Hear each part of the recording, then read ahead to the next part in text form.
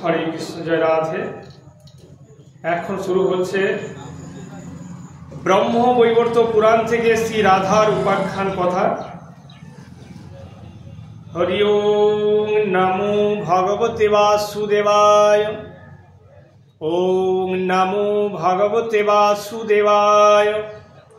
ওম নমঃ ভগবতে বাসুদেবায়। গোলক নগরে আছে বৃন্দাবন বন, তার মাঝে রাসমণ্ডল অতি মনোরম। রত্ন সিংহাসনে বসে আছেন শ্রীকৃষ্ণ, আনন্দ ঘন বিগ্রহ তিনি, কিন্তু আনন্দ কোথায়? মনে ভাবলেন একা একা আনন্দ লাভ করা যায় না, তাই ইচ্ছা মাত্রেই ধরলেন দুই মূর্তি। দক্ষিণ দিকে শ্রীকৃষ্ণরূপ অতীব মোহন, আর বামে শ্রীমতী রাধারানী। ত্রিভুবনে যার কোনো তুলনা নেই। তারপর কৃষ্ণের দেহ থেকে সৃষ্টি হল অসংখ্য গোপ, আর রাধার অঙ্গ থেকে জন্ম নিল অসংখ্য গোপিনী বা গোপিকা। কৃষ্ণের অংশেতে জন্মে দ্বাদশ গোপাল। একদিন শ্রীকৃষ্ণ বিরজাকে নিয়ে নির্জনে বিহার করছেন। শ্রী রাধার সখীগণ সেই দৃশ্য দেখে তাকে জানালো কৃষ্ণের ব্যবহার। শুনে রসেতে জ্বলে উঠলেন রাধা বিনোদিনী।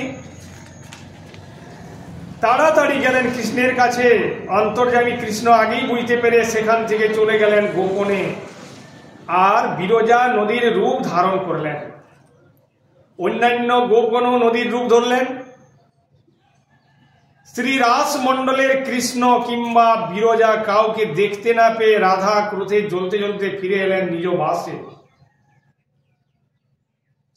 তার রোষ ভাঙাবার জন্য কৃষ্ণ গেলেন তার কাছে। অষ্টগোপাল কৃষ্ণকে অনুসরণ করলেন। কৃষ্ণকে দেখে রাধা ক্রোধ ভরে বহু ভৎসনা করলেন। তখন কৃষ্ণ সখা শ্রীরাম বিনয় করে রাধাকে শান্ত হওয়ার জন্য বললেন।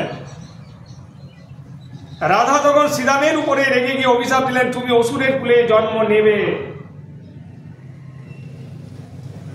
হরে কৃষ্ণ, জয় রাধে। মনে মনে ভাবলেন শ্রীরাম, আমি তো কোনো দোষ করিনি, আমি তাকে শান্ত হতে বললাম, কি হলো আমার অপরাধ? বিনা দোষে শাপগ্রস্ত হলাম, আমিও ছাড়বো না শাপ দিতে। যাও তুমি গোপকুলে জন্ম নাও রাধে। কৃষ্ণের সঙ্গে অল্পদিন মাত্র থাকবে, কৃষ্ণের বিচ্ছেদ ভোগ করবে 100 বছর। এই শাপ দিলেন শ্রীরাম।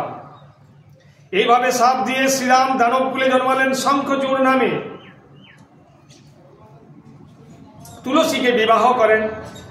শিবের দ্বারা শূলের আঘাতে ফিরে গেলেন গোলকে। এভাবে রাধার শাপ মুক্ত হলেন শ্রীরাম। আর শ্রীরামের শাপে রাধার জন্ম নিলেন বৃষভানুর কন্যা রূপে। অজনী সম্ভবা রূপে জন্ম নিলেন তিনি মাতা কলাবতীর কোলে। যৌবনকালে আয়ানের সঙ্গে বিয়ে হবে তার। তাই দেখে দেবী যোগমায়া আসল রাধাকে লুকিয়ে রেখে ছায়া রাধার সঙ্গে আয়ানের বিয়ে দিলেন। তারপর কৃষ্ণের জন্ম হলো মথুরায় কংসের কারাগারে। বাসুদেব গোকুলে নন্দ মহারাজের গৃহে কৃষ্ণকে রেখে শিশুরূপী যোগমায়াকে নিয়ে ফিরে এলেন মথুরায়।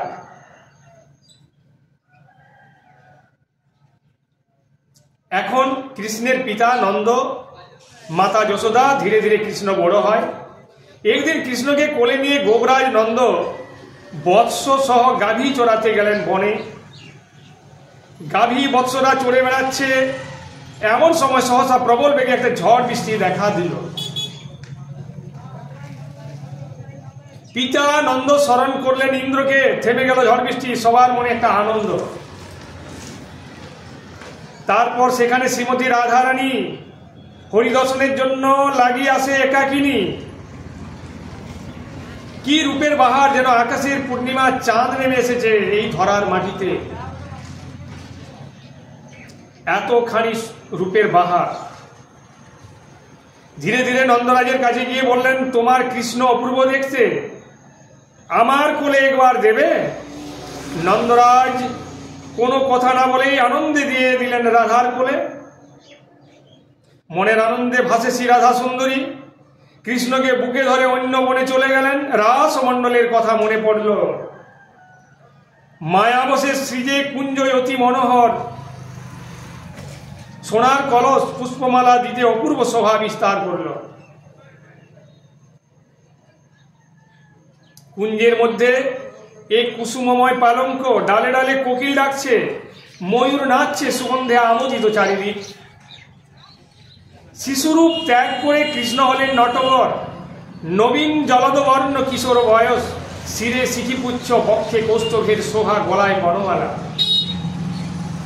ত্রিভঙ্গ বঙ্কিম ধামে মুরলী বদনে, শয়ন করিলা রাধা লয়ে হরিধনে। হরে কৃষ্ণ, জয় রাধা।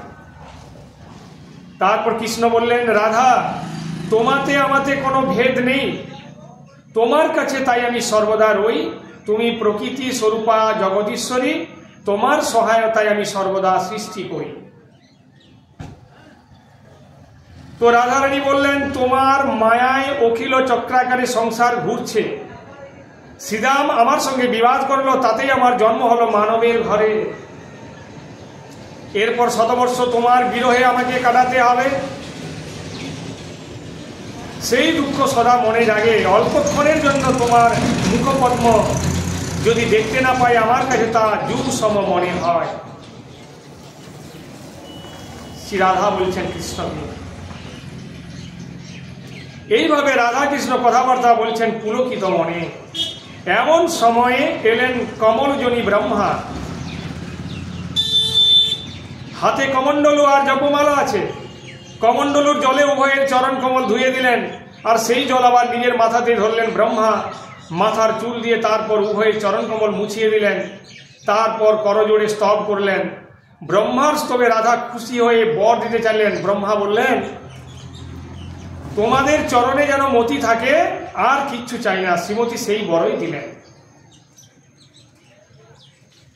তারপর ব্রহ্মা রাধা কৃষ্ণের বিবাহের ব্যবস্থা করলেন। সব রকম আয়োজন করে ব্রহ্মা জ্বালালেন অগ্নি, কৃষ্ণ গেলেন অগ্নির কাছে। ব্রহ্মার বাক্যে কৃষ্ণ পূজা করলেন অগ্নির, যথাবিধি হোমাদি করলেন। 7 বার প্রদক্ষিণ করলেন অগ্নিকে। রাধাও অগ্নির পূজা করে 7 বার প্রদক্ষিণ করলেন। তারপর ব্রহ্মা রাধা কৃষ্ণের হাত মিলিত করে মন্ত্রপাঠ করলেন। কৃষ্ণ নিজের গলার বনমালা রাধার গলায় পরিয়ে দিলেন। রাধাও তার গলায় পুষ্পহার পরালেন নাথের গলায়।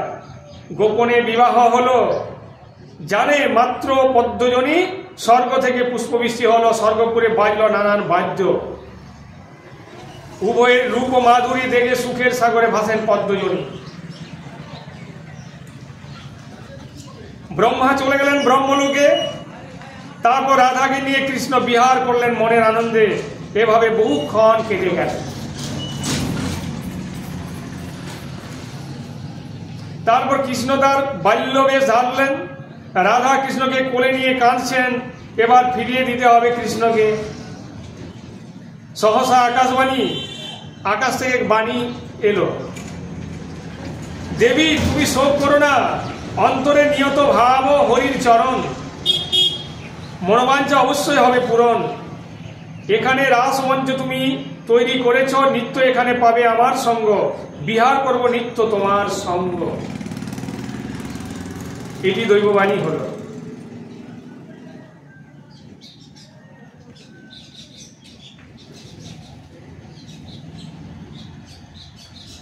আকাশবাণী শুনে রাধারানী আনন্দে কৃষ্ণকে নিয়ে ফিরে গেলেন গোকুলে। যশোদার কোলে তুলে দিয়ে বললেন, বনে বহুক্ষণ ঝড় বৃষ্টি হলো, কাদা, রাস্তায় চলতে পারি না, ক্ষুধায় কাঁদছে তোমার বালক কৃষ্ণ। মাগো এবার তুমি স্তন দান করো। এই কথা বলে রাধা চলে গেলেন আপন ভবনে। হরে কৃষ্ণ, জয় রাধে। এতক্ষণ শুনছিলেন ব্রহ্ম বৈবর্ত পুরাণ থেকে শ্রী রাধার উপাখ্যান কথা। তো আজকে এই পর্যন্তই হলো ব্রহ্ম বৈবর্ত পুরাণ। আগামী দিন হবে এখানে গণপতির জন্ম কথা। হরে কৃষ্ণ, জয় রাধে।